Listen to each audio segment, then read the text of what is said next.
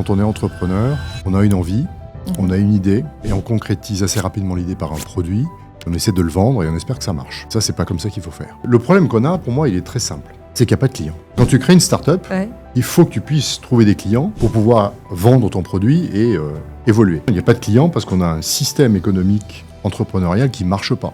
57% de l'économie française, c'est l'État. La France est un pays de jaloux. C'est-à-dire qu'on pense tous qu'on a un gâteau, que le gâteau il est limité et que si tu prends une part du gâteau, tu m'as piqué mon gâteau et que donc je suis jaloux de toi. Aux US, on pense que le gâteau il a grandi et que si tu réussis et que tu prends une part de gâteau, c'est super, moi aussi je vais pouvoir le faire. Pierre, ravi de te rencontrer. Hello. C'est un plaisir de te recevoir dans le podcast Make It Happen. On s'est rencontrés à la Builder Factory, donc un programme d'incubateur pour start-up, où tu es venu justement pour nous parler de tes expériences dans la Silicon Valley en tant que grand entrepreneur et toutes les boîtes que tu as pu fonder.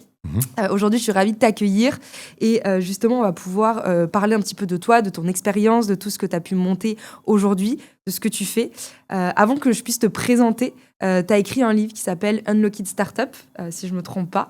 Et ma première question pour toi, c'est qu'est-ce que tu cherches à débloquer chez les entrepreneurs à travers ce livre ? Alors, le livre s'appelle Startup Unlocked. Startup Unlocked, pardon, c'est l'inverse. Mais ça veut dire la même chose, c'est pour débloquer les gens. Ouais. Je pense que quand on est entrepreneur, on a une envie, on a une idée, et on concrétise assez rapidement l'idée par un produit, on essaie de le vendre et on espère que ça marche. Ça, c'est pas comme ça qu'il faut faire. Et dans ce bouquin-là, j'essaie de donner des clés sur quelles sont les étapes, comment on réfléchit au montage d'une start-up, tout simplement. Et je pense qu'on n'a jamais appris aux gens à y réfléchir. Et donc, j'ai fait un bouquin qui est assez pénible à lire parce que c'est très pratico-pratique. C'est pas une histoire, c'est pas un truc c'est pas un livre de chevet, on va dire. Mais c'est un livre qui est très technique sur plein de sujets, sur par exemple comment on fait un go-to-market, comment on crée un business model différenciant, comment on segmente son marché pour trouver la bonne cible, comment on transforme une idée en proposition de valeur, comment on réfléchit à l'expérience utilisateur. Donc, c'est des sujets qui sont assez stratégiques, on va dire, mais qui sont pour moi les vrais sujets à aborder. C'est-à-dire que je pense que quand on crée une entreprise, il faut au préalable se poser beaucoup, beaucoup de questions et accumuler beaucoup de savoir. Et ce savoir, c'est ce qui permet de savoir ce qu'on doit développer comme produit, et pas l'inverse. Et en fait, si on fait un produit avant, ce qui se passe, c'est qu'on le met sur le marché. Là, du coup, on s'aperçoit des choses qui ne vont pas et on finit par changer le produit, quitte à le réécrire totalement parce qu'on ne s'est pas posé les bonnes questions. Et donc, ce bouquin, c'est de dire, voilà comment vous devriez réfléchir à votre projet. Voici certaines choses indispensables à faire qui vous permettront de faire le bon produit après. Et ce n'est pas inutile parce que si on fait le mauvais produit et qu'on le change, on perd du temps, de l'argent. Et quand on est petit, on n'a ni temps ni argent. Donc, c'est un peu ça l'idée. En fait, le produit, pour moi, c'est qu'une conséquence de questions qu'on s'est posées, d'une réflexion qu'on a menée, qui conduit à dire, c'est ça qu'il faut que je fasse, et si je le fais, j'ai une vraie chance de réussir. Trop bien. Donc, du coup, tu amènes un fil rouge, entre guillemets, aux entrepreneurs pour qu'ils puissent développer leur start-up. Est-ce que tu as écrit ça parce que tu t'es rendu compte que les entrepreneurs, aujourd'hui, comme tu disais, ils créaient un produit, ils ne réfléchissaient pas avant. Comment tu ficelles un petit peu ce livre-là, ces clés, pour qu'il y ait un ordre logique d'une phase A à une phase B ? Alors, très bonne question. D'abord, il n'y a aucune séquentialité quand tu crées une entreprise. Tu vois, tu ne peux pas dire, je fais A, puis quand A est réussi, je peux faire B, et quand B est réussi, je fais C. Ce qui se passe, c'est un Big Bang, une entreprise. Donc, tu fais A, puis tu fais C, puis tu reviens à A, puis tu fais E, puis tu dis, non, mais c'est pas bon, je vais refaire B. Ça marche comme ça. C'est très empirique. C'est très expérimental et donc il n'y a pas de séquence. D'accord ? Donc ça, c'est la première chose. Donc moi, d'où ça vient, j'ai un programme qui s'appelle 34 éléments, qui a pour objet justement d'aider les entrepreneurs à réfléchir à leurs projets différemment.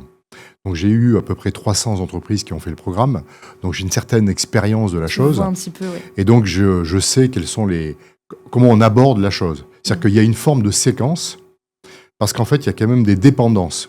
Tu ne peux pas, par exemple, te poser la question du segment de marché si tu ne sais pas qui tu cibles. Tu vois ? Si tu ne sais pas quelle est ta proposition de valeur.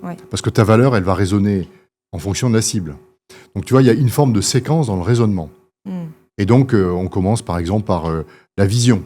Parce que si tu ne sais pas où tu veux aller, il y a peu de chances que tu y arrives. Et puis après, on dit, qu'est-ce que tu veux créer comme entreprise ? Donc, quelle est ta culture ? De qui as-tu besoin ? Etc. Donc, il y a une vraie séquence qui, en fait, se répartissent en, on va dire, 3 grandes cases, qui sont pour moi l'essence de tout ce qu'on doit faire quand on est entrepreneur. 1, faut que tu crées de la valeur. C'est-à-dire qu'il faut que ce que tu fasses, il y ait des gens, un marché, qui disent « Tiens, ce truc-là, ça a de la valeur, je suis prêt à l'acheter. » Ça, c'est la première chose. Et là, c'est plein de questions qu'on se pose sur, par exemple, comment tu crées une proposition de valeur, quel est ton point de vue, est-ce que tu as bien compris le problème que tu veux résoudre, etc., etc. Plein de choses. Deuxième élément fondamental, c'est le positionnement. C'est-à-dire qu'on est tous sur des marchés qui sont très saturés, où il y a beaucoup de concurrence. Et donc, que font les clients quand ils regardent ton produit? Ils te comparent. Ouais. C'est humain, c'est naturel. Et donc, il faut savoir comment on réagit à la comparaison au marché. Et donc, savoir se positionner. Donc là, c'est tout un travail qui est fait, qui permet en fait de permettre à des gens qui te regardent de comprendre que tu es différent. Et c'est parce qu'on est différent qu'on a une chance de réussir. Si tu es comme tout le monde, tu peux pas. Donc ça, c'est le deuxième truc. Et le troisième truc, qui pour moi est assez fondamental, c'est qui tu cibles. Parce que si tu es opportuniste, tu meurs. Si tu dis, j'ai fait ça, venez à moi, et puis on verra bien ce qui se passe, tu vas avoir plein de gens qui ne sont pas les bonnes cibles, qui vont te faire perdre du temps et qui n'achèteront jamais. Et donc, il faut bien comprendre qui a vraiment besoin de ce que tu fais à l'instant T. Donc, pour moi, la valeur, le positionnement et la cible, c'est en fait le socle de tout. De tout, ouais. Si tu n'as pas ça, par exemple, tu ne peux pas vendre. Si tu ne connais pas ta valeur, à qui tu vends et pourquoi tu es différent, les gens ne vont pas t'écouter. Donc, c'est ça qu'on travaille vraiment et pas le produit. Et pas le produit. Et tu t'es rendu compte justement qu'il y avait ce problème-là chez les entrepreneurs que tu pouvais accompagner, qui n'avaient pas ces 3 piliers fondamentaux comme tu disais? Évidemment, pas parce que les gens sont idiots, mais il y a plusieurs raisons à ça. La première, c'est que la nature de l'entrepreneur, c'est de faire un produit. Je dis toujours que les entrepreneurs sont des glorified product managers. Parce que faire un produit, c'est cool. Ouais. Tu vois, tu mets les mains dans le truc, tu fais un machin, tu as l'impression que tu avances, etc. Ouais. Et donc, la nature fait que les gens veulent créer un produit. Alors que c'est pas ça qu'il faut faire. Donc ça, et tu crées des biais considérables, parce qu'une fois que tu as créé un produit, tu essayes de le faire entrer dans un marché. Alors qu'il vaut mieux comprendre le marché pour faire le produit dans le marché derrière. C'est l'inverse qu'il faut faire. Donc ça, c'est le premier biais. Donc il y a un vrai problème, c'est que l'entrepreneur veut faire un produit. Alors quand tu réfléchis aux étapes de la création d'une entreprise, au début, tu as une idée. Il faut valider cette idée. Une fois que tu l'as validée, il faut expérimenter ce que tu es en train de faire. Puis il faut une fois que tu as expérimenté, il faut développer tout ça pour faire du scale. Donc dans la partie idéation, il n'y a pas de produit. Dans la partie validation, il peut ne pas y avoir de produit. Et dans la partie expérimentation, tu commences à avoir un produit, mais qui n'est pas un produit très sophistiqué, qui expérimente que ta vision correspond à la résolution d'un problème sur le marché. Et après, tu as le produit qui va arriver. Donc en fait, une entreprise, c'est une danse entre le produit et la stratégie. Mais il faut les deux. Et si tu ne fais danser que le produit, ça ne marche pas. Les entrepreneurs, ils ne voient que l'aspect produit. Donc ça, c'est le premier point. Le deuxième point, c'est que je pense qu'il y a une forme de fainéantise intellectuelle de la part des entrepreneurs, quasi volontaires, à se dire « je me pose des questions, je trouve les réponses et je passe à autre chose ». Or, les questions qu'on pose sont des questions complexes. Moi, j'ai une builder, là, c'était hier, il y avait 35 startups, je crois, et j'aurais posé des questions, on commence par « quel est le problème que tu résous ?» Et je leur dis « venez et présentez aux autres ». Combien savaient à peu près quel problème ils résolvaient? Ils ont un projet. Si ils font un projet, moi, le projet que j'ai, c'est de faire ça avec tel produit, etc. Ok, ça résout quel problème? Et là, c'est un peu la page blanche. C'est un peu les gens réalisent, merde, c'est une question qui n'est pas si facile que ça, et j'ai pas assez réfléchi. C'est-à-dire qu'au début, tu te dis, tu crois en ce que tu fais, c'est la foi de l'entrepreneur. Je suis sûr que ça a de la valeur. Mais tant que tu n'as pas validé que ça a de la valeur et que tu résous un vrai problème, ça n'a aucune valeur. Et donc, si tu veux, la deuxième chose, c'est qu'il y a une fainéantise intellectuelle de la part des entrepreneurs qui ne veulent pas aller dans le deep de la réponse à ces questions. Quand je dis deep, c'est se poser la question constamment jusqu'à ce qu'on ait vraiment la preuve qu'on ait raison. Et ça, si tu n'as pas cette démarche de discipline intellectuelle, de te dire, OK, je vais aller jusqu'au fond, au bout du truc pour savoir si j'ai raison, avant d'aller faire un produit, tu ne fais pas les choses qu'il faut. Donc, c'est un muscle aussi qui se travaille. C'est un muscle qui se travaille, mais si tu veux, et ce que je fais prendre conscience aux gens quand je fais Bidler, par exemple, c'est que si tu ne te poses pas cette question, tu prends un risque considérable sur la suite de ton projet. Et là, je pense qu'ils en ont pris conscience et qu'ils disent, ouais, OK, c'est peut-être pas aussi fun que je l'aurais imaginé, que c'est pas que juste faire un produit, le mettre sur un marché et devenir la star de la French Tech. C'est plus compliqué que ça. Mais en fait, si je me pose pas ces questions-là, je prends un risque énorme, qui est le risque de tout faire et tout rater. Tout rater. Voilà. Et toi, par exemple, dans 34 éléments, c'est quoi le problème que tu résous exactement? Moi, le problème, c'est... alors moi, c'est un truc, c'est un peu une danseuse. Je suis sur un nouveau projet en ce moment. Mais je fais 34 éléments parce que j'ai pas mal d'expérience. En fait, il y a deux choses. C'est que tu as des gens qui ont de l'expérience, d'accord ? Et cette expérience, il faut la transformer en expertise. Et l'expertise, c'est de l'expérience ruminée. Okay ? Et l'expérience, elle n'est pas forcément facile si tu ne l'as pas ruminée à transmettre. Tu vois, tu vas rencontrer des super entrepreneurs, tu vas leur dire, dis-moi comment on fait un go-to-market, ils vont te dire ce qu'eux ont fait. Mais ils n'ont pas réfléchi à la théorie derrière le go-to-market pour que tu puisses, toi, le prendre et l'adapter à ta situation. Donc, c'est ça qui est intéressant. Donc, 34 éléments, j'ai voulu ruminer mon expérience et créer une méthode qui est totalement personnelle, pour la donner à ces entrepreneurs, pour qu'ils puissent s'approprier la chose. Et mon truc à moi, c'est juste de les aider à réfléchir. Donc voilà pourquoi je fais ça. Donc c'est pour aider les entrepreneurs à devenir de meilleurs entrepreneurs. Tu leur fais se poser en les faisant questions. Réfléchir. Je leur donne aucune réponse. Je ne fais que leur poser des questions un peu compliquées et je les challenge sur les réponses. C'est ça que je fais. Et donc, il faut que les réponses viennent d'eux. Parce que c'est eux qui ont la réponse, c'est pas moi. Totalement. Si on rencontre quelqu'un qui te dit fais comme ça, il faut foutre le camp, ça marche pas. Il faut que ça vienne de soi, forcément. Forcément, c'est ton projet. Mais il faut que je te challenge sur la profondeur de ta réponse. Trop bien. Est-ce que tu permets que je te présente peut-être, Pierre, si tu veux, ouais. un petit peu plus. Donc j'ai répertorié un peu des informations sur toi. Tu me diras si elles sont vraies ou pas. Enfant, on disait de toi que tu étais nul en dictée. Donc l'école, c'était pas trop ton truc. T'aimais pas ça. Tu as commencé à jouer de la batterie, donc tu es musicien. Et donc, tu deviens un des meilleurs vendeurs de France. Donc, comme on disait tout à l'heure, tu as réussi à vendre une photocopie, je crois, un boucher ou je sais plus, ce que tu disais dans un autre podcast. Tu as monté ta première boîte de deep tech. Tu as traversé l'Atlantique et donc tu as travaillé dans la Silicon Valley aux États-Unis pendant plus de 17 ans, comme on disait tout à l'heure. Tu as commencé dans un petit bureau, tu passais des call enfin des appels avec un petit annuaire. Et donc ensuite, tu as créé The Refiner. Donc c'est un accélérateur, c'est ça, pour les non-américains ou qui veulent s'implanter aux États-Unis. Donc c'est une belle trajectoire du mauvais élève un petit peu à celui qui réussit dans la Silicon Valley. Aujourd'hui, du coup, j'ai entendu à un moment, tu parlais dans un épisode avec Carlos Diaz. Donc, tu racontes un petit peu la success story, comment t'es arrivé aux États-Unis. Et ça paraît super. Enfin, vous êtes rentré en bourse. Après, t'as revendu, je crois, la boîte. Ça paraît super simple vu comme ça sur le papier. Est-ce que tu peux nous raconter un petit peu plus précisément vraiment comment ça se passe? Parce que c'est vrai que ça fait une belle success story. Mais au final, on sait que le métier d'entrepreneur, c'est pas juste une pente ascendante. C'est des hauts et des bas. Et de remettre un peu plus la réalité sur comment ça s'est vraiment passé, cette expérience. Alors, j'ai monté 4 boîtes aux États-Unis. Donc là, tu te parles de la première. Donc, je te parle de la première. C'était il y a longtemps parce que je suis vieux. Et donc, on n'avait pas du tout les mêmes outils à disposition qu'on a aujourd'hui. Ouais. Aujourd'hui, tu es capable, avec les réseaux sociaux, de toucher des clients un peu partout dans le monde. Tu le fais bien, c'est possible. À l'époque, ce n'était pas le cas. Donc, nous, le constat qu'on avait fait à l'époque, c'était de dire il n'y a pas de marché en France pour ce qu'on fait. On faisait de la deep tech. Okay. Et on s'était dit, si on reste en France, on aura quelques clients, mais pas suffisamment pour exister. Donc, on n'avait pas le choix que d'aller aux États-Unis. Okay. Donc, je suis parti aux États-Unis. Et quand tu pars aux États-Unis à l'époque, tu prends un billet d'avion et puis tu atterris aux États-Unis, tu loues une maison et puis tu te débrouilles. Tu te débrouilles, ouais. Et donc, c'est ce qu'on a fait. Et puis, te débrouiller, ça veut dire qu'il n'y a pas de réseaux sociaux, il n'y a rien. Donc, moi, j'ai pris un bureau avec un téléphone et j'appelais des clients. Okay. J'ai essayé de participer à des choses, mais il y avait beaucoup moins d'activités entrepreneuriales qu'on a aujourd'hui. Donc, ça a été vraiment... on faisait des pubs dans les magazines. Tu vois, il y a des magazines spécialisés qui nous permettaient de nous faire connaître. Et on prenait le téléphone. Et c'était du cold calling. C'était de la vente directe, pure et dure. Mais à l'époque, les gens prenaient le téléphone. Ils répondaient. Tout le problème du moment, c'est que les gens ne prennent plus le téléphone. Donc, tu ne peux plus faire de cold calling. C'est très difficile. Donc, c'est ça qu'on a fait. Donc, on a commencé très petitement, avec des budgets qui étaient ridicules. Hein.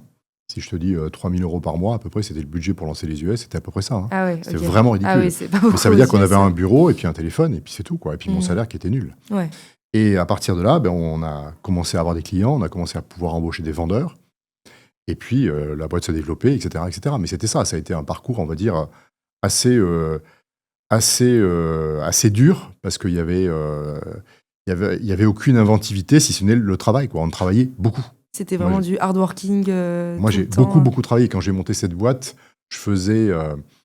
j'avais donc, à l'époque, quand j'ai développé la boîte, on avait 4 bureaux, un à Chicago, un à Washington et un à New York, et un à San Francisco. Et j'y allais donc toutes les semaines. J'avais à peu près 80 personnes, et je faisais 400 000 miles en avion par an. Wow. Okay. Ça veut dire que 2 week-ends, enfin 2 semaines sur 4 par mois, j'étais dans un avion. Je partais le dimanche soir, j'arrivais à New York, je faisais ma popote sur plein de trucs, je rentrais le vendredi soir, Je restais 2 jours chez moi, je repartais le dimanche et je recommençais 2 semaines par mois, tous les mois, pendant 7 ans. Ah oui, c'était un mode de vie quand même assez dense. Donc c'était du boulot, quoi. C'était pas du tout. C'était un truc, on allait voir les gens, on essayait de. C'était du hardcore travail. Maintenant, on fait moins ça, mais si on veut réussir, il faut bosser. Hein. Je pense qu'on bosse pas assez dans ce pays. Tu penses que, en France, aujourd'hui, il y a un manque de travail. Les gens ne savent pas ce que c'est que le travail. Enfin, monter une start-up, c'est un acte héroïque, compliqué. Et pour réussir, il faut vraiment être un bourreau de travail, il n'y a pas le choix. Et qu'est-ce que tu cherchais, toi, du coup, derrière tout ça ? Pourquoi tu vois, il y a des gens aujourd'hui qui glorifient beaucoup plus le fait du slow entrepreneuriat, de vouloir avoir une vie avec plus de liberté. Toi, quand tu t'es lancé, beaucoup travaillé, pourquoi tu voulais faire ça absolument ? Mais moi, je suis entrepreneur, moi, ça me plaît de faire ça. Donc, moi, je suis un creuseur de tranchées. Donc, on fait un produit, on essaie d'avoir des clients, on essaie d'exister. Bon, c'est ça qui me plaisait, quoi. Donc, j'ai pas fait ça contraint et forcé. Hein. J'ai fait ça parce que c'était ma vie. C'est moi, je me suis créé ma vie. J'ai pas de regrets. Donc, voilà. Et puis, j'ai aussi une vie à côté, quand même. Moi, je fais d'autres choses. Donc, je n'ai pas qu'une vie axée sur le travail. Loin de là. Je fais plein d'autres trucs. Et comment tu as vécu cette ascension du coup, parce que tu es arrivé à 80 personnes, comme tu disais. Ça a été rapide. Je veux dire, c'était ta première boîte en plus. Tu apprends sur le tas. Oui, bien sûr. J'ai fait plein de conneries que je ne referai plus jamais. T'as des exemples avec l'expérience, plein. Alors, les embauches étaient nulles. Je me suis planté sur plein de gens parce que c'est très compliqué d'embaucher des Américains quand tu ne comprends pas véritablement la culture américaine. Donc là, j'ai fait plein d'erreurs. Il y a des choses où on est allé trop vite. Il y a des choix produits qu'on a ratés. Enfin, il y a plein de trucs qu'on a ratés, évidemment.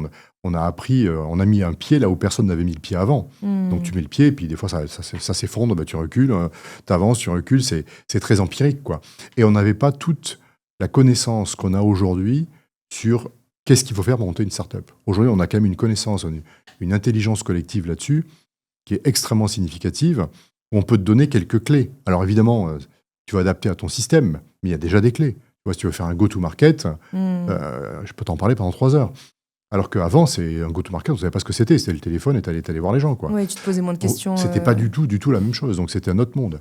Après, les autres boîtes que j'ai montées, c'était plus le monde d'aujourd'hui. Mais la première, c'était vraiment la pelle et la pioche. Ouais, vraiment, tu y allais comme ça, à bras. J'étais un des premiers entrepreneurs français aux États-Unis, on va dire ça comme ça. Okay. Il y avait des boulangers et il y avait moi. C'est à peu près ça. Et là, tu le referais si tu devais repartir de zéro, cette expérience-là, qu'est-ce que ça t'a apporté aujourd'hui ? Différemment ? Ah oui, tu le referais comment ? Avec les moyens du moment. Ouais. C'est-à-dire qu'aujourd'hui, tu es capable de faire de l'onboarding automatique, tu es capable de faire venir des gens à toi par le digital. Donc, c'est beaucoup moins contraignant. Je construirais un produit de manière très différente. Enfin, ça n'aurait strictement rien à voir. J'aurais une approche complètement différente. À un moment, tu disais aussi dans une interview que pour toi, il y avait un problème dans le système éducatif français, qu'il faudrait mieux payer les professeurs, tout ça. Qu'est-ce que tu ferais différemment, mis à part ça ? Et pourquoi, selon toi, en France, il y a un problème aujourd'hui dans l'entrepreneuriat ? Pourquoi on reste encore bloqué, tu vois, pour développer des licornes, des scale-up, tout ça ? Alors, il y a 2 sujets. L'école, je pense que c'est un système qui est aujourd'hui périclite. Il suffit de voir les statistiques de l'école aujourd'hui par rapport à nos voisins européens. C'est pas du tout brillant. Et je pense que c'est un système qui est trop figé, qui ne bouge pas. Et l'école a besoin de comprendre comment le marché évolue et comment adapter l'enseignement au marché qui évolue. Si tu fais pas ça, eh bien, tu restes avec ton éducation de l'après-guerre et tu finis par créer des gens qui arrivent sur le marché de l'emploi qui ne savent rien faire. Savent pas faire. Donc ça, c'est un énorme problème, immense, mais stratégique. Je crois que c'est l'OCDE qui disait que 65% du travail de dans 15 ans, on ne le connaît pas. On ne sait pas ce que vont être les jobs. Ouais. Tu vois, community manager, il y a 10 ans, ça n'existait pas. Ouais. Donc je prends un exemple que tu peux connaître, mais il y en a plein comme ça. Et donc, l'école a une obligation d'essayer de comprendre le monde de demain pour former les gens au monde de demain. Elle ne le fait pas. End of it. Sur la partie, l'autre question, c'était... pourquoi en France Pourquoi en France, on n'y arrive pas ? Alors, d'abord, je ne pense pas qu'on n'y arrive pas. Je pense qu'en France, on a beaucoup de privilèges. Trop ? Le premier... Non, attends, je vais voir. Le premier, c'est que les entrepreneurs... on a quand même des écoles de première catégorie qui sont excellentes. Tu vois, les grandes écoles d'ingénieurs françaises forment des gens qui sont des Formule 1 sur le marché. Meilleurs que les Américains, de mon point de vue. Pareil pour les écoles de commerce. On a quand même un système éducatif haut de gamme, élitiste, qui est excellent. Et quand on réfléchit pour créer une économie digitale, on n'a pas besoin de former la masse. D'accord ? Il suffit de former l'élite et que l'élite crée des sociétés qui réussissent. D'accord ? Donc ça, parce qu'on n'a pas besoin de créer 500 licornes en France. Si on pouvait en créer ne serait-ce que 10, ce serait extraordinaire. Ce serait déjà, bien. Bon. Donc on a les moyens, on va dire, intellectuels, on a une richesse intellectuelle et entrepreneuriale en France qui est, sans conteste, qui est très bonne. Donc là, je n'ai pas d'inquiétude. Le problème qu'on a, pour moi, il est très simple. C'est qu'il n'y a pas de clients. Il n'y a pas de clients. Voilà, il n'y a pas de clients. Ah, mince.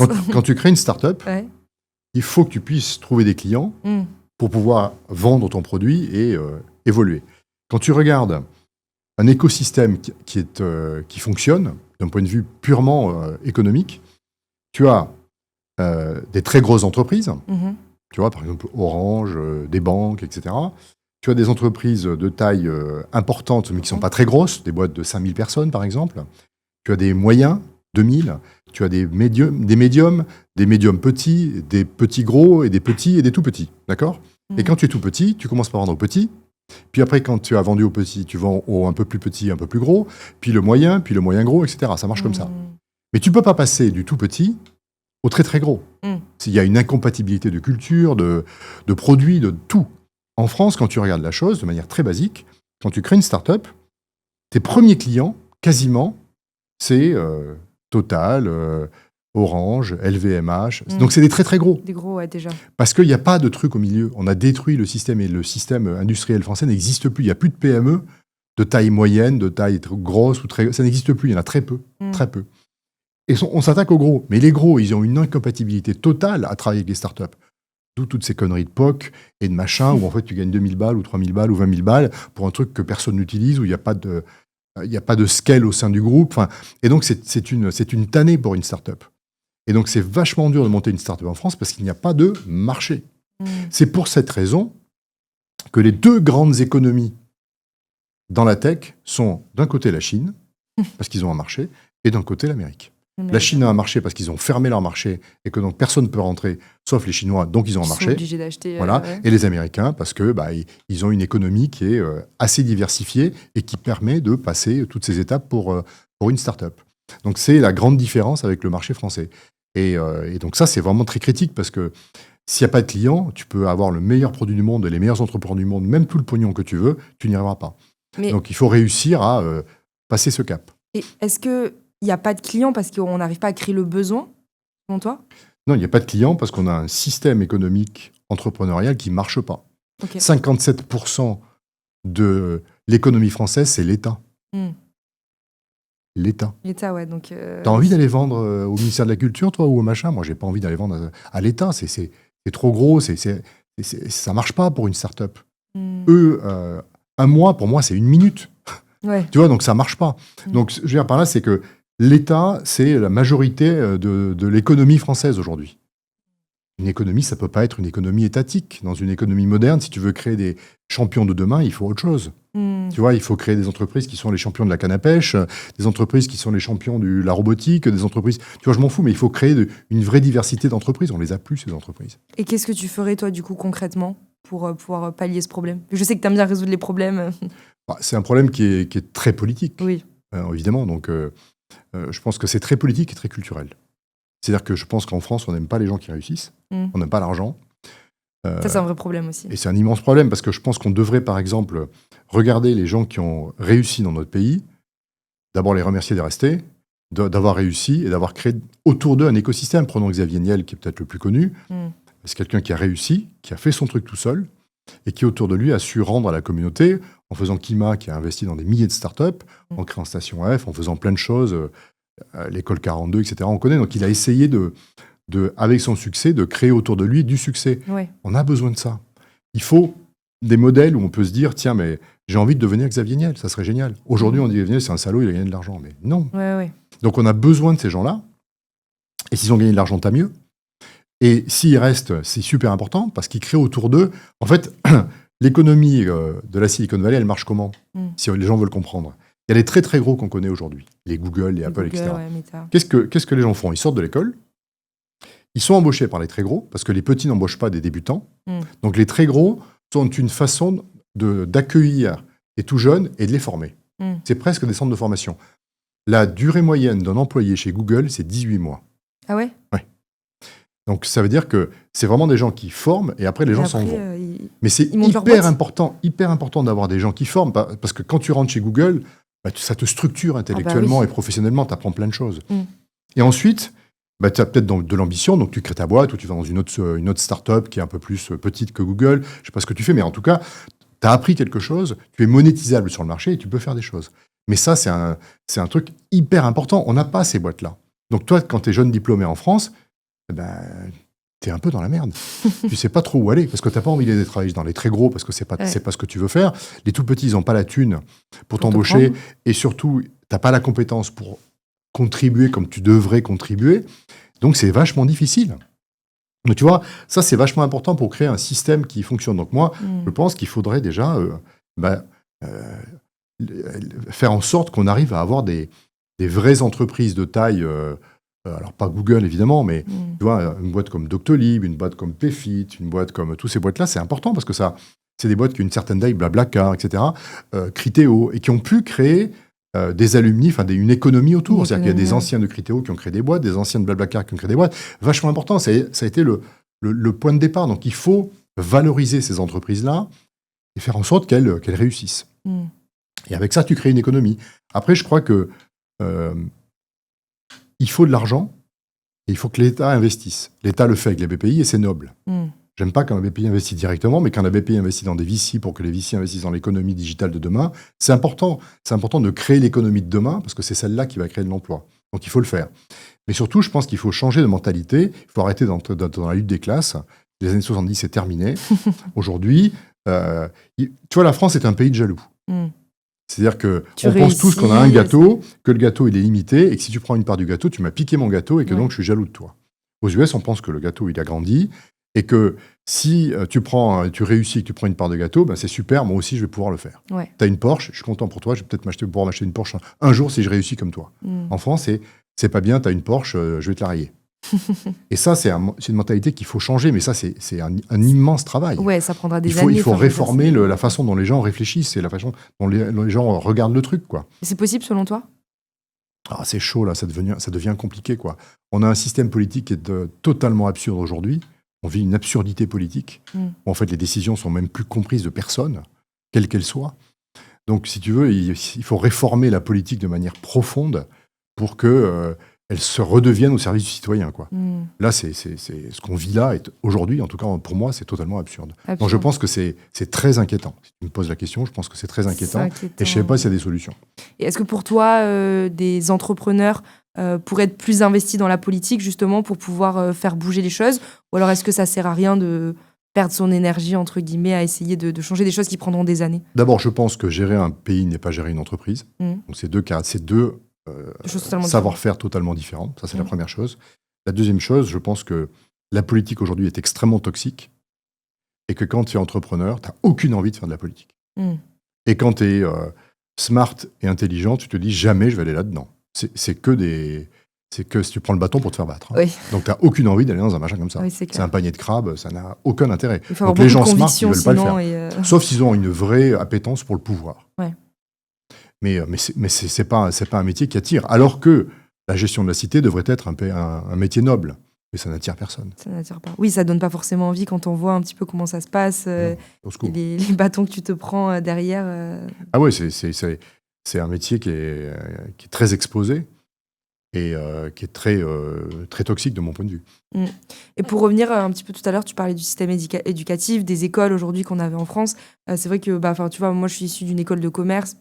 Enfin, une très bonne école de commerce, et c'est vrai que tu te rends compte qu'il y a vraiment un manque. T'intègres une très grande école, une très bonne école, mais au final, quand t'es à l'intérieur, il y a quand même un manque de connaissances, de formation, et je veux dire, on le sent véritablement. Enfin, moi, on pourrait être passé par là. Je veux dire, je sens que on n'est pas suffisamment accompagné et qu'il y a un vrai problème derrière, et qu'au final, encore une fois, c'est à nous aller chercher nos opportunités, à nous bouger. Mais au final, l'école, ça va rester le tampon sur le papier avec le diplôme, mais c'est pas véritablement ça qui va nous amener à créer de grandes choses derrière, quoi. L'école, ça sert aussi à apprendre. Hein. Donc, s'il peut y avoir des sujets très théoriques qui ne sont pas applicables, c'est important. Hein, quand Apprendre les mathématiques, la physique, tout ça, c'est utile, hein, même si tu ne vas pas l'utiliser tous les jours. Bien sûr, oui. Mais c'est utile. Donc, l'école, ça apprend à apprendre. Donc ça, c'est une chose qu'on doit faire. Mais aussi, l'école doit se poser la question de dans quel monde vont-ils, là et qu'est-ce que je peux faire pour mieux les préparer à ce nouveau monde? Totalement. Et c'est la question qui ne sont pas posées. Qui devrait se poser peut-être Par exemple, je te prends un exemple tout bête. Aujourd'hui, on a de l'AI à disposition avec ChatGPT. D'accord? Comme il y a 20 ans, ou 40 ans, on avait des calculatrices. Tu peux dire non, je veux pas de calculatrice. T'as pas le choix. Ou je veux pas d'AI. Mais c'est stupide.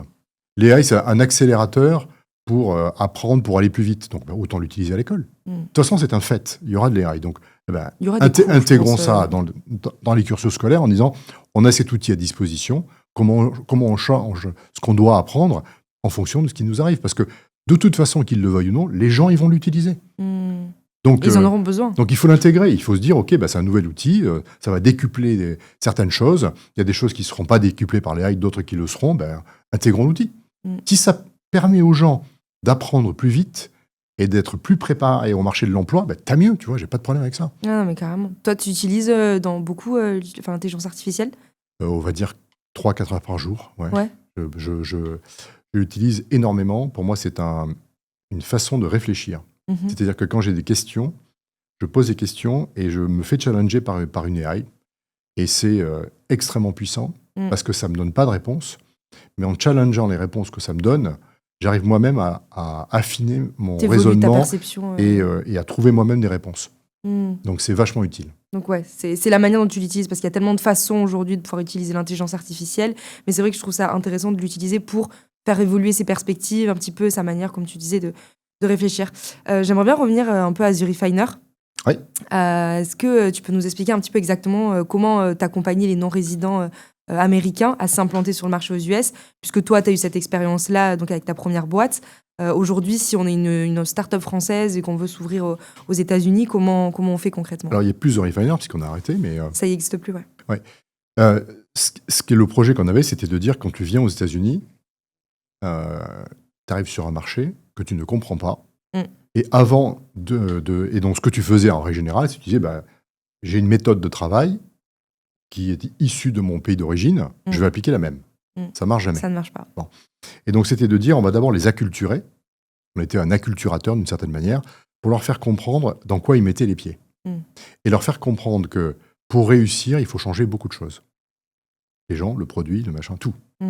Et ça, c'est une prise de conscience qui prend un peu de temps. Parce qu'au début, tu te dis, c'est un peu comme nous, hein, c'est même marché, même truc, ils ont des bagnoles, ils bouffent des burgers, etc. C'est bon, on va y arriver, quoi. Je parle anglais, j'y arrive. Mais en fait, quand tu creuses un peu, donc au début, il y avait une forme d'enthousiasme en disant, c'est bon, je vais y arriver.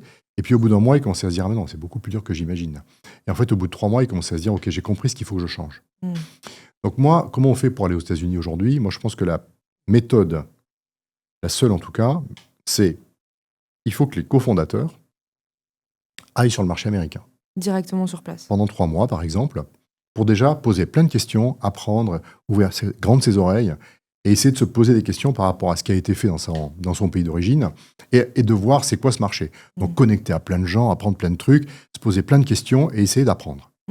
Et de revenir avec ce knowledge en disant j'ai un peu commencé à comprendre ce qu'il faut que je fasse pour avoir une chance sur le marché américain. Et après, peut-être de commencer à mettre en œuvre ces changements et après, petit à petit, de venir sur le marché américain. Et si on va sur le marché américain, je pense, c'est mon opinion, après, elle vaut ce qu'elle vaut, je pense que le CEO n'a pas d'autre choix que d'y être. Parce que c'est lui qui, en ayant les pieds dans le marché, va comprendre ce qu'il faut faire et qui pourra l'imposer à sa société. C'est pas un tiers.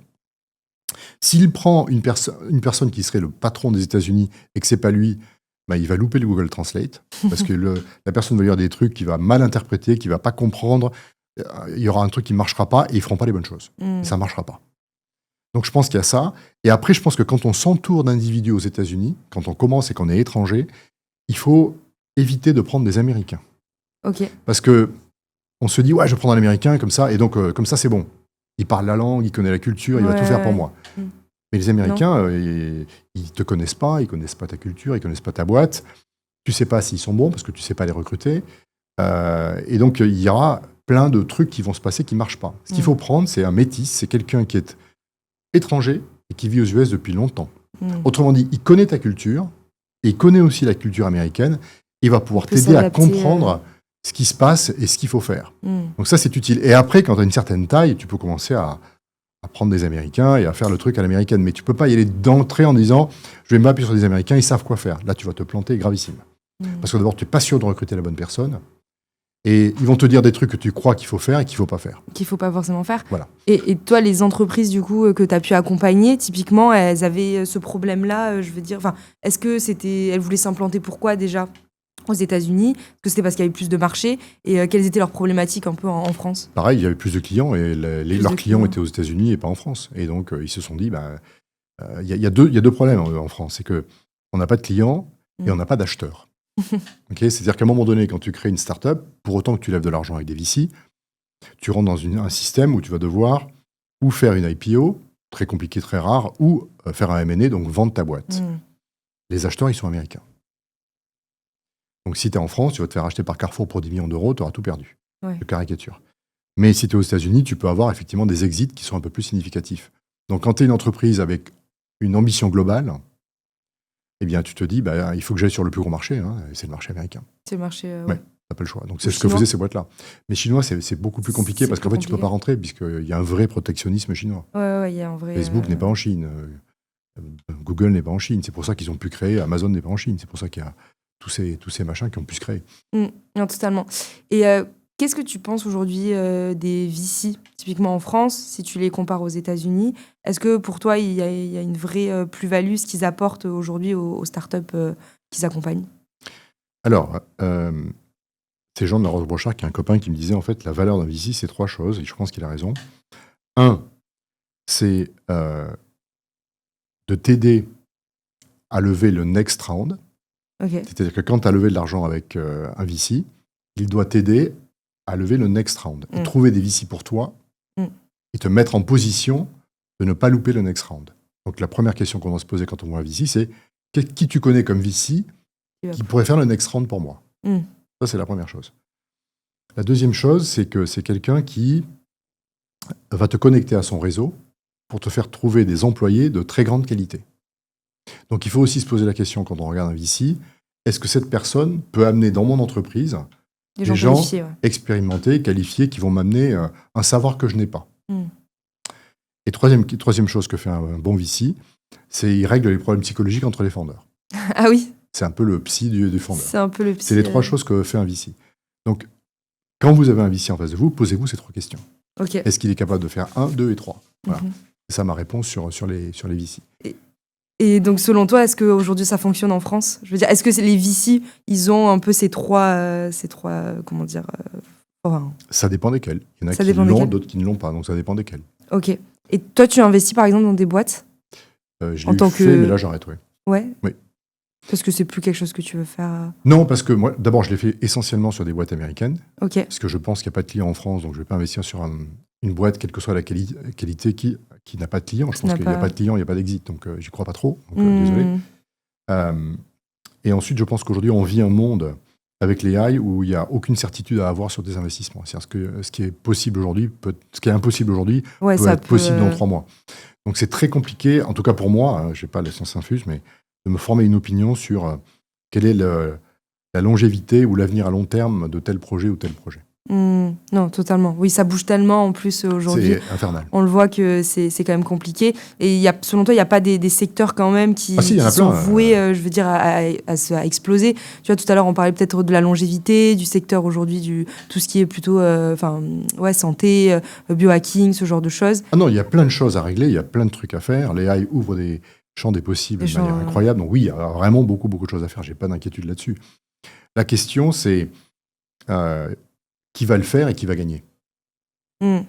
Et ça, c'est pas simple parce que tu vois, par exemple, dans le domaine de l'AI, tu peux te dire, il y a des choses à faire incroyables avec l'AI, mais si à un moment tu fais un truc incroyable et que les gens qui ont l'intellectual property, donc les gens qui ont les LLM et tout ça, se disent, tiens, je vais le faire aussi, vu leur puissance de tir, ils te détruisent en 2 secondes. Le nombre de startups détruites par des annonces de ChatGPT ou de Anthropic ou que sais-je, il y en a eu plein.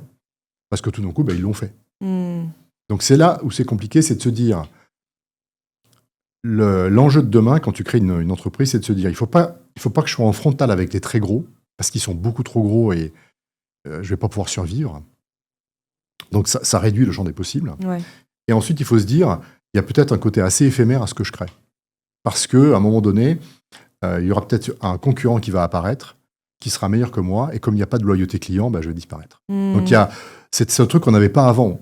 Avant, on créait des trucs, c'était dur, c'était long, mais quand tu commençais à avoir une certaine assise marché, ça marchait plutôt pas mal si tu exécutais correctement. Là, tu peux être remplacé du jour au lendemain. Les gros peuvent se dire, je le fais, t'es mort. Tu vois, donc mais il y a plein d'opportunités. Il y a plein de trucs à faire. Il faut aller les chercher aussi. Oui, bien sûr. Des opportunités. Ouais.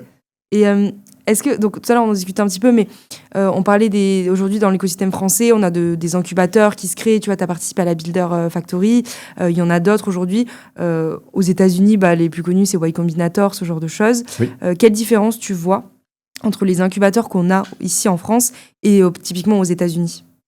Je vais pas me faire des copains. Mais aux États-Unis, les incubateurs sont essentiellement dirigés par des anciens entrepreneurs à succès. Ok. C'est primordial pour toi. Essentiel. Ouais. Tu peux pas mentorer quelqu'un qui fait un truc que tu comprends pas. Voilà. Et c'est aussi bête que ça. Et aujourd'hui, les gens qui n'ont pas fait, ils peuvent pas comprendre. C'est comme si, je prends toujours le même exemple, c'est celui du deltaplane. D'accord. Je vais jamais apprendre le deltaplane avec quelqu'un qui ne l'a jamais fait. Qui ne l'a jamais fait, oui. Parce que d'abord, c'est trop dangereux. Et puis, je pense que c'est véritablement expérimental. Pour le coup, tu montes dessus et en faisant, tu apprends des trucs. Tu vois, j'ai jamais fait deltaplane, donc je sais pas. Mais pour moi, c'est ça, c'est très expérimental. Comme le surf, comme plein de trucs. Où tu te dis, je peux pas te donner une théorie sur comment il faut surfer, tu montes sur la planche et ça marche. Je vais t'expliquer comment tu montes sur la planche et puis après, tu te démerdes. Tu vas apprendre, tu vas comprendre la vague, tu vas dire, ah merde, j'ai fait ça, ça marchait pas. Il faut que je fasse plutôt comme ça. J'ai mis le pied là, il faut que je le mette là. Tu vois, c'est très expérimental. Donc, celui qui a fait du surf, quand il va t'expliquer le surf, il le sait, ça. Il va être bon. Ouais. Celui qui l'a appris sur YouTube, il va être naze. Parce qu'il l'a jamais fait. Et donc, c'est pareil avec un entrepreneur. Et donc, je pense que c'est toxique, je vais même jusque-là, d'avoir des gens qui apprennent à des entrepreneurs des choses qu'ils ne comprennent pas. Ils ne comprennent pas eux-mêmes, ouais. Parce que l'entrepreneuriat, c'est pas du tout un truc théorique. C'est un machin hyper compliqué à comprendre, il n'y a rien de théorique. Il n'y a pas de recette du succès, ça n'existe pas. Et donc, je pense que la plupart des incubateurs en France sont dirigés par des gens qui ne l'ont jamais fait. Jamais fait, ouais. Voilà. Donc, pour moi, ça ne marche pas. Et toi, par exemple, 34 éléments, au final, tu t'apportes ta contribution, ton expérience, justement, pour les personnes que tu accompagnes. Est-ce qu'à terme, c'est quelque chose de plus gros que tu aimerais développer pour pouvoir accompagner plus d'entrepreneurs dans plus de secteurs? Alors, je développe un nouveau projet dans l'AI en ce moment. On est deux à le faire. Et là, le projet, je vais l'annoncer d'ici un mois ou deux. Okay. Donc, c'est une boîte en tant que telle, ambitieuse. Donc, je remonte une boîte. Française ? Je le monte en France, oui. Ah, ok. Maintenant, je monte en France, mais je vais commencer à vendre mon produit aux États-Unis. Ah, c'est le premier. Dès le départ. Ok. Dès le départ. Je le rendrai en France, ils veulent l'acheter, je leur vendrai bien sûr, mais ma cible, c'est le marché américain. Parce que pas de clients en France. Pour ce que je fais, il y en aura, mais pas suffisamment pour devenir ambitieux. Donc, je vais le faire aux États-Unis. Il y a aussi l'Europe, mais l'Europe, c'est compliqué. Bon. Donc, pour te répondre à 34 éléments, je vais conserver la petite activité que j'ai aujourd'hui, parce que je pense qu'elle est utile. Et donc, j'en ferai beaucoup moins que ce que je fais aujourd'hui. Mais si les gens veulent le faire, je continuerai à le faire parce que je pense que c'est utile. J'ai déjà commencé à faire un move vers la vidéo. Tu sais que moi, c'est des bootcamps qui sont live, où les gens viennent tous les jours. Et là, je vais le faire. Je commence à le faire en vidéo. En fait, tu apprends par vidéo. Je me suis filmé et puis voilà. Et par contre, le one-to-one avec moi aura lieu. Parce que je pense que l'apprentissage par vidéo ne marche pas. Je crois qu'il y a des taux de finitude de 6%, enfin c'est dramatique sur Udemy par exemple. Mais par contre, moi, je donne aux gens une vidéo avec une méthode et un exercice. Et le lendemain, on a 15 minutes pour débattre de l'exercice. Okay. Et c'est obligatoire. Et donc quand tu fais la vidéo, on prend les 15 minutes, x5 ou x10 en fonction du programme, avant. Donc tu as une obligation. Tu es obligé d'appliquer. De me parler tous les 2 jours, 15 minutes. Tu te retrouves le lendemain avec Pierre. Et donc les gens, ils font le truc jusqu'au bout. Okay. Et donc ça me permettra, si tu veux, de passer moins de temps, mais de continuer à faire ce que je fais avec 34 éléments que je trouve utile. Utile. T'accompagnes combien d'entrepreneurs, enfin de startups ? J'ai 300 boîtes qui l'ont fait. J'ai 2 programmes. J'ai un programme sur la strat et un programme sur la vente.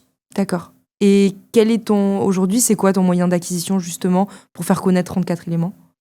Alors, je suis assez feignant là-dessus, parce que ça ne m'intéresse pas beaucoup, mais j'ai beaucoup de LinkedIn et beaucoup de recommandations.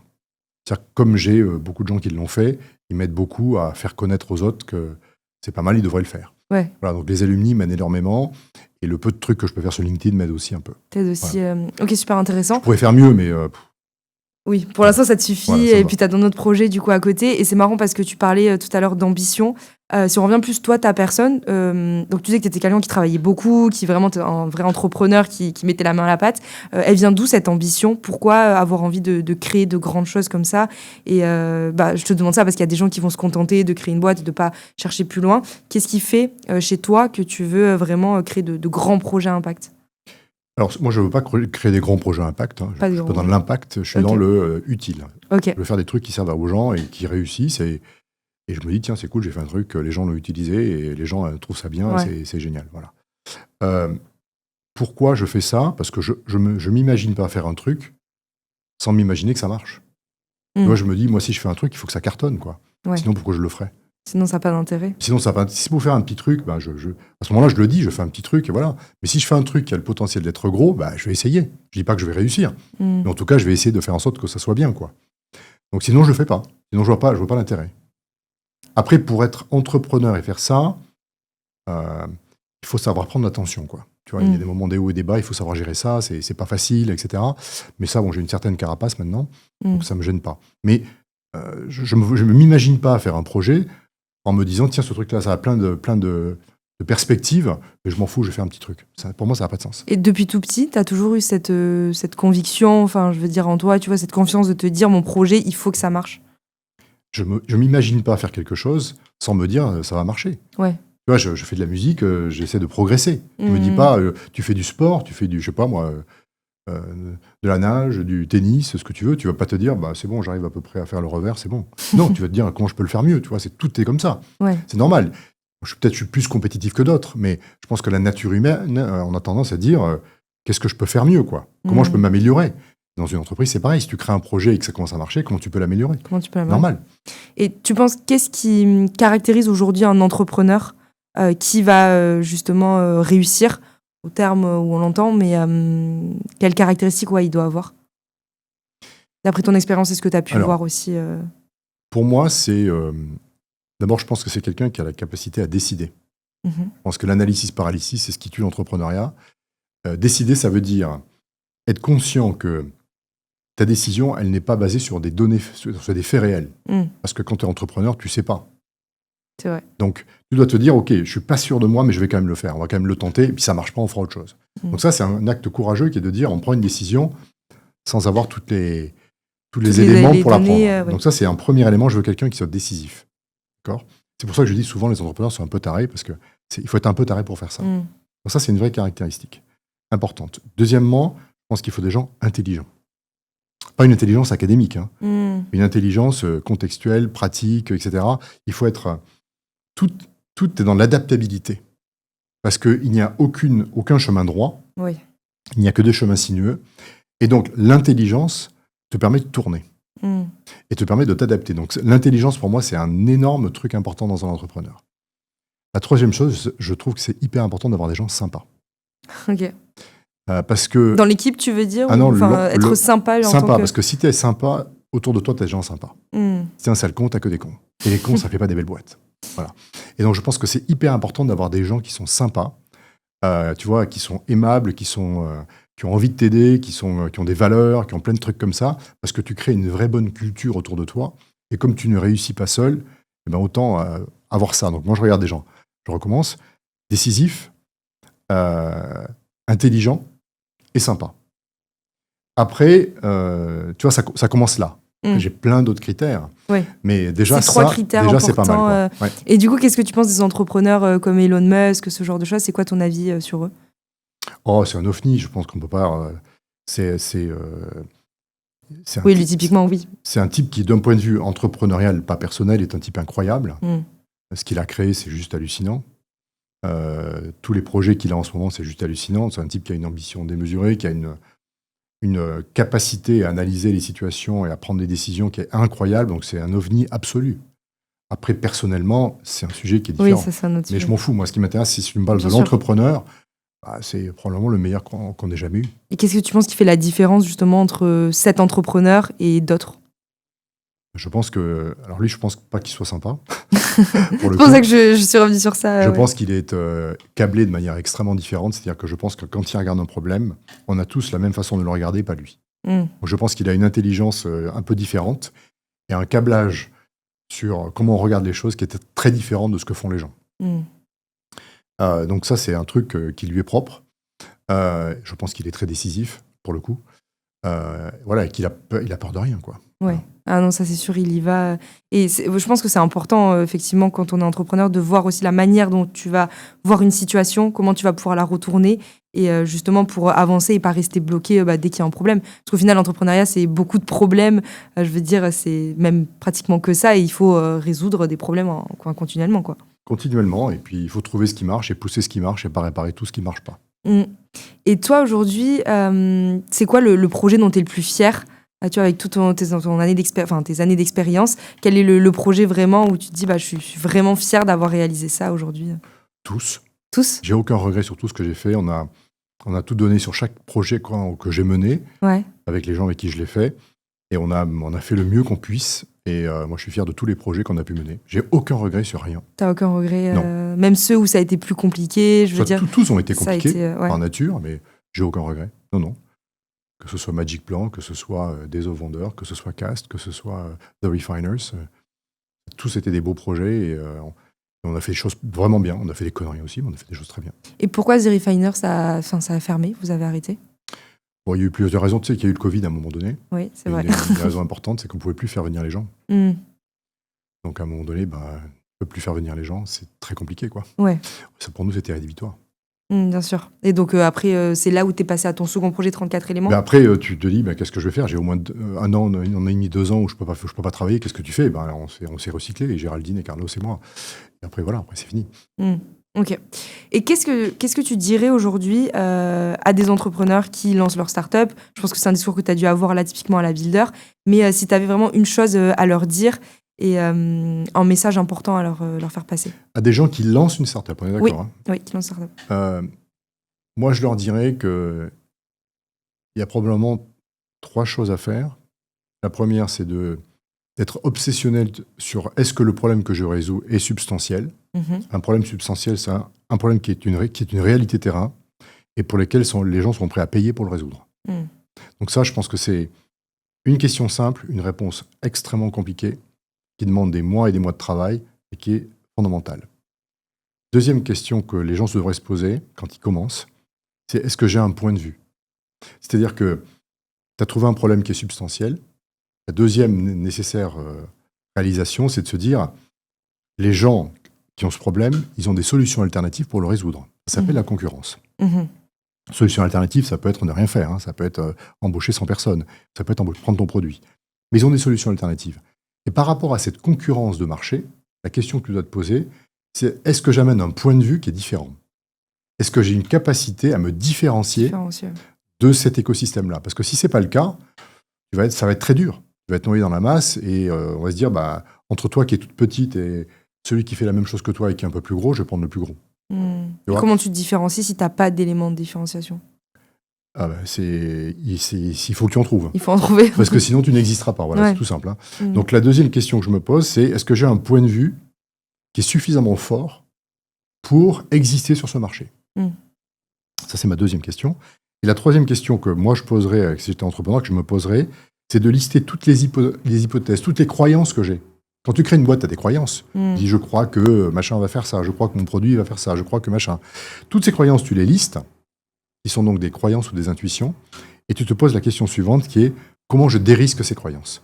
Qu'est-ce que tu dois faire pour valider que ce que tu crois est vrai? Ou pas. Et si ça l'est pas, c'est un élément de réponse sur plein de choses. Donc c'est les 3 choses que je ferai, c'est être obsessionnel sur est-ce que le problème est substantiel, est-ce que je peux avoir un point de vue différenciant, et quelles sont mes croyances risquées dans mon projet. Et est-ce que là, typiquement, c'est le genre de questions que tu as posées à la Builder? Tu as vu un avant-après en ayant posé ces questions? Je pense que oui. Je pense que si tu leur poses la question, ils ont tous, ils se sont un peu arrachés la tête, quoi. Ils ont pris conscience de trucs, parce que les gens ne sont pas idiots, mais on leur a jamais posé la question. Et quand tu leur poses la question et que tu vas vraiment les titiller en disant ta réponse, elle n'est pas convenable, et voilà pourquoi, et creuse, tout d'un coup, tu as des lumières qui s'allument, tu te dis merde, effectivement.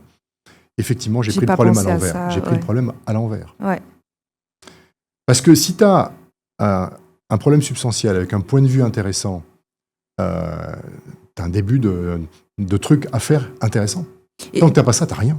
Tu l'as pas, c'est sûr. Et toi, inconsciemment, est-ce que tu t'es posé ces questions quand tu as lancé tes premières boîtes Non, bien sûr que non. Non. Au début, on ne se posait pas de questions. C'était même pire que maintenant. On n'avait aucune intelligence collective. Les startups, à l'époque, on ne savait pas trop ce que c'était. C'était bizarre. Et donc, on essayait de faire des produits. C'était hyper long, hyper cher, hyper compliqué. On essayait de les vendre. Il y avait beaucoup moins de concurrence, évidemment. On ne s'est jamais posé ces questions. Mais là, aujourd'hui, on a un vrai savoir-faire par rapport à ça. On sait que ces questions, elles sont absolument structurantes et donc inévitables. Inévitables et elles sont intéressantes. Voilà. T'as un entrepreneur français, toi, ou pas forcément français, qui vraiment t'inspire, entre guillemets, aujourd'hui Avec Xavier Niel, prenons les bons. Niel, ouais. Prenons Xavier Niel, bien sûr. Ben oui, c'est un personnage hyper central en France pour ça. Et merci à lui, bien sûr. Et comment tu vois l'évolution du système entrepreneurial aujourd'hui, en France notamment? Écoute, je sais pas. Je sais pas te dire.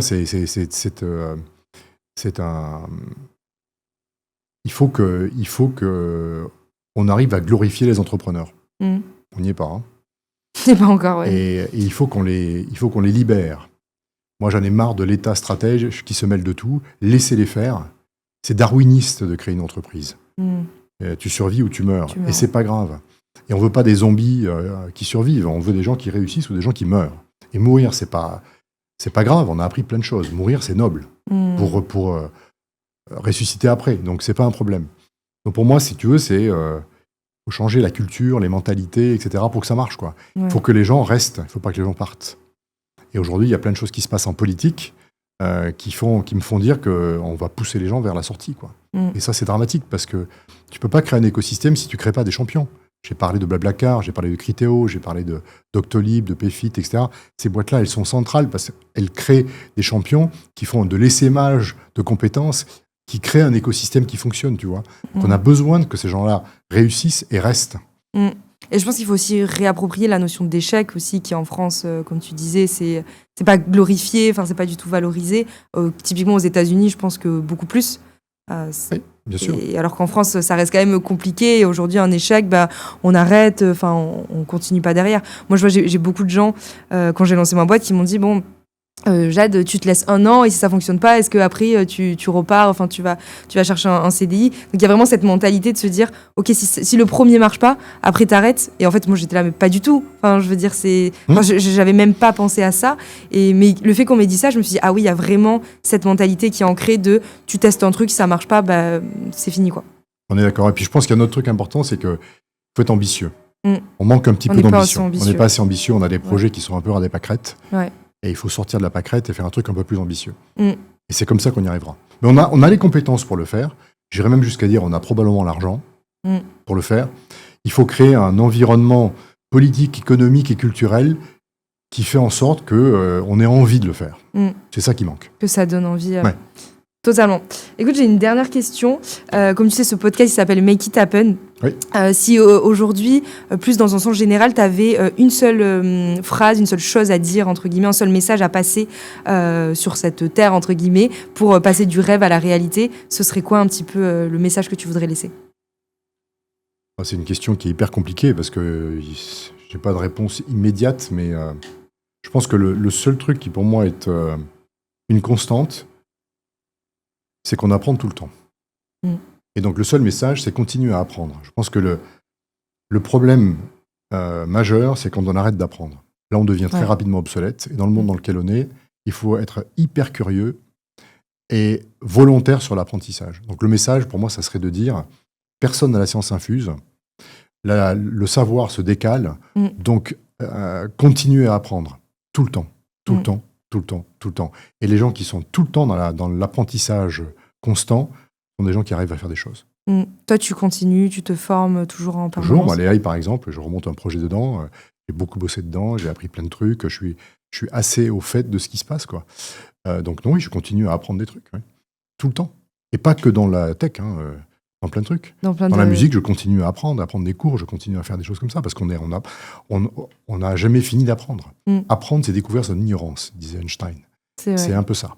Et on ne sait pas ce qu'on ne sait pas, donc il faut aller chercher tout le temps de nouvelles choses, quoi. Ouais, et puis Étienne Klein disait, si on maltraite ses connaissances, on finit par les transformer en croyances. Ça, c'est important aussi. Donc il faut ne pas maltraiter ses connaissances, et il faut les sublimer et continuer à apprendre. C'est vachement important. Si les gens qui ont cette mentalité d'infinite learner deviennent adaptés, compétents et successful. En faites ça, apprenez et ne lâchez pas. Trop bien. Merci beaucoup, Pierre. Merci à toi. J'étais ravie de te recevoir et à très bientôt. À très bientôt.